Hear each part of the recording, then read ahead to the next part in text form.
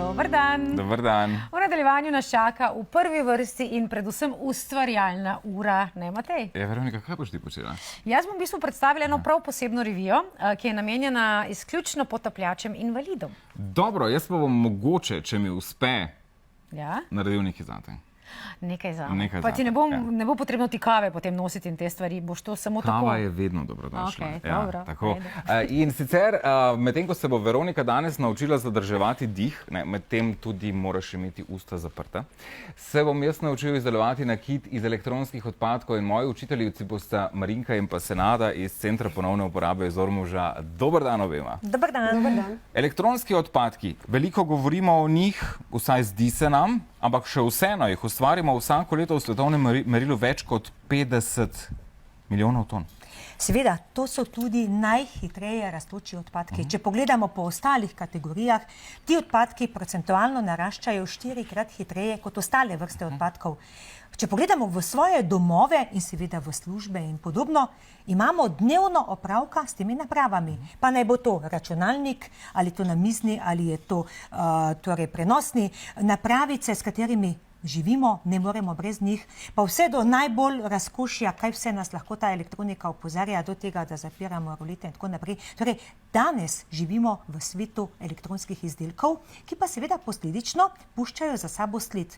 Naša naloga je tudi znanje, vedenje, kako bomo znali vse te skupine izdelkov prednostno usmeriti najprej v ponovno uporabo, potem pa v recikliranje in seveda primarna naloga je pravilno ločevanje. Tako. Ne, da se to usmeri med odpadke, kajti potem je zgodbe konec. Tako, Senada nosi tudi nakit, ki je narejen iz elektronskih odpadkov iz vezi. Medaljon in uhani. Uhani pa prstan In tudi. prsten. Ja. Senada, to sicer so drobovja teh elektronskih naprav, ampak kaj vse pri elektronski napravi ali pa od elektronske naprave pa lahko ponudimo za izdelavo nakita? Pa gledajte, mi se osredotočamo predvsem na to, da tisti pač računalniki, kateri ne grejo v ponovno uporabo, se pravi, se ne da ponovno uporabiti, pač tisto, kak ste rekli, drobovje spet izkoristimo in naredimo nekaj unikatnega in posebnega in pač prišli smo na idejo, da bi naredili eno serijo pač takšnega posebnega unikatnega nakita in kot vidite, vsakšnji je drugačen,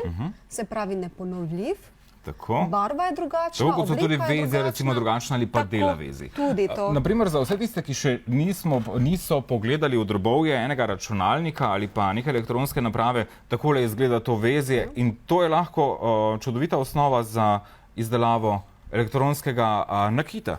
Tudi različne barve so, a ne? Niso vse samo zelene. Tako. Midve se zdaj v kombinaciji zeleno-rdeče, imamo tudi potem različne barvne odtenke. Je pa seveda kreativnost tista, ne? Da znaš postaviti tisti del, tukaj ne gre zdaj za uporabo snovno, Tako. ampak torej ta dizajn, vizualizacija, ki potem izraža odnos do tega izdelka. Ker če jaz to nosim, izražam skrb, ni mi vseeno, Tako. kaj se s tem dogaja. Pa je težko uporabljati ta vezja in ostale dele računalnikov, namreč na spletu lahko vidimo na spletni strani oziroma Facebook strani Centra ponovne uporabe Ormož, da uporabljate tudi tipke iz tipkovnice za prstanje ali pa medaljone. Praktično omejitev torej ni. Ne, ni omejitev, morate biti kreativni, pa malo pustiti pot domišljiji, se pravi, se malo pošpilati, bom temu rekla, tako da tipkovnice so lažje za obdelati, računalniška vezja pa so malo bolj težja, ker tu je pa spet pomembna fina motorika, pa natančnost, ker samo vrezati ni dovolj pomembno, ker tudi se včasih zgodi, če smo pač malo neprevidni, pa tudi lahko poškodujemo in se pravi, vezje gre po svoji poti. Tako, Ne? Seveda pa je veliko ročnih spretnosti potrebnih ali pa iznajdljivosti, da lahko iz takšne matične plošče ali pa elektronske plošče nastane medaljon, prstan in podobne stvari. Ročna spretnost je tu absolutno ključna, ker fina motorika pa to vse skupaj preplesti in priti do enega pač takšnega kosa računalniškega vezja je potrebno kar nekaj dela, ker se res gre za samo ročno delo. Ne. Tu ni nič vključenega, kakšne žagice ali to, gre previdnost, sicer škarje moramo imeti zelo dobre ostre, pa seveda fino motoriko zelo dobro natančno pač razvito. Tako. V nadaljevanju se lotimo čisto zares zavihati rokave. Veroniki sem bil na začetku, da bo nekaj dobila od mene. Nekaj inovativnega. Potem se moški moramo držati svojih besed. No.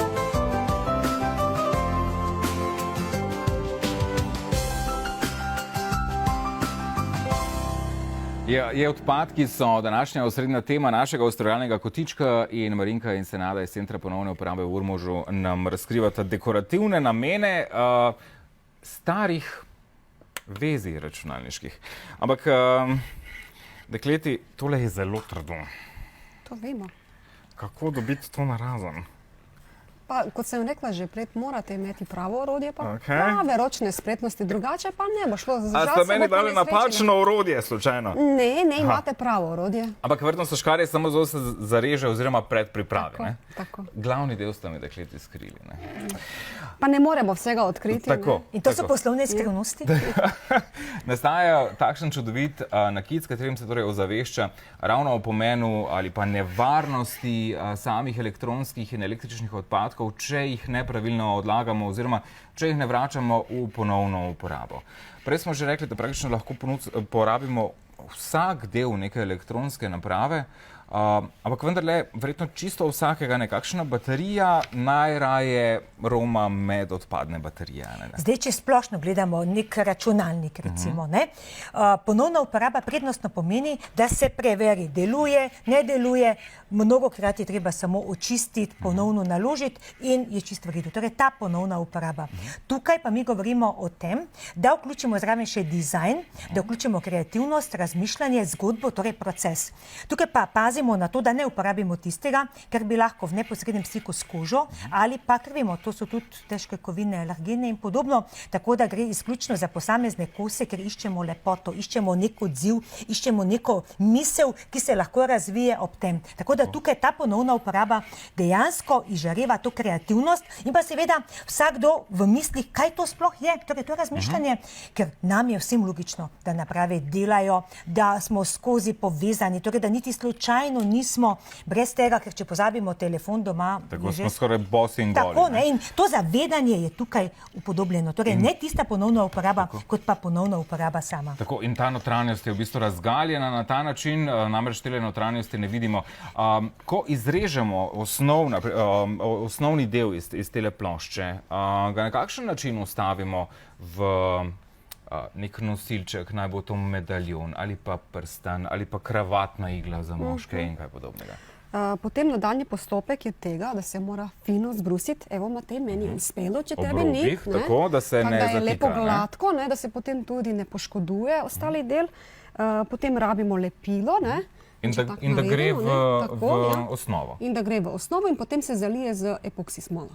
V bistvu niti ni tako zelo zapleteno, kot človek osvoji osnove. Do enkrat osvojiš, potem ni tako težko, je pa težko priti do tega, ko si že sam ugotovil. Tako, trdo je. Ta del, ki manjka, je torej neko nastavek, na katerega udariš. Tukaj se kombinacija dela na ta način, da zarežemo, potem pa seveda s tem, da smo previdni, kaj pravzaprav, ker včasih rabimo nekaj, kar je v sredini in je treba do tja priti in škarja mi ne moremo. Tako da v delavnici, kjer se to dela, se dela seveda tudi z zaščitnimi sredstvi, ker vendarle lahko pride tudi do kakšne poškodbe, da smo previdni, torej to ni rezanje papirja ali pa blaga, tako da tukaj je treba vključiti delovno silo, ki je usposobljena in ki seveda tudi ima smisel, da izrežeš v nekaj, kar potem izžareva to lepo. Kar dobro izgleda na tako, koncu. Ker mi moramo to povezljivost narediti, da se nekdo vpraša, ali je res samo po sebi umevno. Torej, da zamenjam telefon po enem letu, ker zdaj ni najnovejši dizajn, da računalnika zamenjam, ker pač je še nek boljši danes, ne, na trgu. Torej, brez tega, da bi se vprašali, koliko materijala, če govorimo o plemenitih kovinah, da ne govorimo o tem, ko se potem ti izdelki vrnejo v države tretjega sveta, kaj to pomeni za okolje? Tako. Tukaj Veliko je breme, dejansko v bistvu. to ozaveščanje preko tega nakita. Tako, in nakit se v Centru ponovne uporabe v Ormožu ustvarja tudi v projektih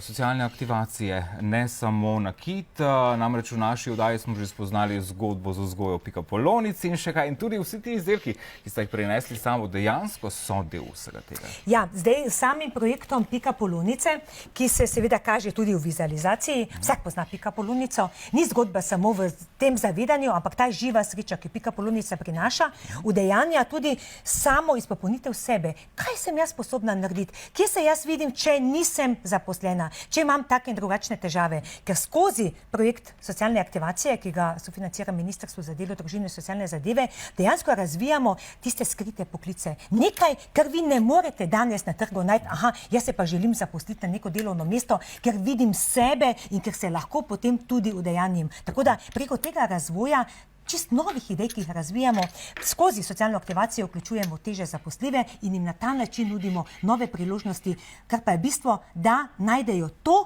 kar jih dela srečne. To je tudi bistvo našega projekta. Tako, mislim si, da bom jaz Veroniki dal kar osnovo telematične plošče.